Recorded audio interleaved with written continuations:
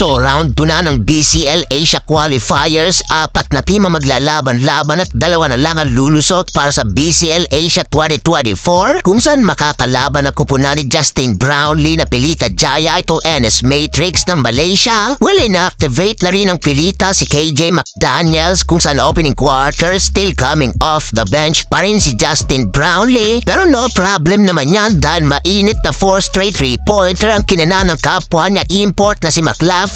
Grabe rin itong import na to ala Stephen Curry. Under 4-minute mark nang ipinasok na si JB, offensive rebounds with assist to KJ McDaniels. Nasundan pa yan ng corner 3-pointer 27-16 end of opening frame. Second quarter, Justin Brownlee another assist. Ikatlo na yan ni JB with 3 points at 3 rebounds. Pinagpahinga nga lang agad si JB, kung saan si KJ McDaniels naman ang sinandala ng opensa ng Pilita Jaya. Kaso dito rin nakagawa ng run ng Malaysia at yung kanilang double-digit lead biglang natunaw sa 39-35. Buti na lang nakabawi ng 3 straight 3-pointer ang Pilita mula kay McLaughlin, Prastawa at KJ McDaniels. 50-40 end of first 2 quarter. Start of the third quarter nang manggulat ang kalaban matapos kumana ng 12-5 run. Biglang natunaw ang lamang ng Pilita sa 3 puntos, kaya yung petiks ng kanina na Brownlee biglang napahasel at napa-take over. A total of 8 straight points ang kinana ni JB, including itong transition slam dunk. Katandem ni Brownlee dyan si McDaniels na so far leading scorer ng Pilita with already 18 points. Well, dahil sa na yan, muling pumalo ang lamang ng Pilita Jaya sa double digit 60-71 end of third period. Fourth and final quarter, nag-showtime si KJ McDaniels back-to-back alley-oop slam dunk. Problema nga lang dahil bawat basket ng Pilita laging may pansagot ang Malaysia. Halfway mark nang ibinalik pa si Brownlee another assist. Sa uli, hindi na rin nakahabol pa ang kalaban at muling maiuwi ng Pilita ang kanilang unang panalo sa second round ng BCL.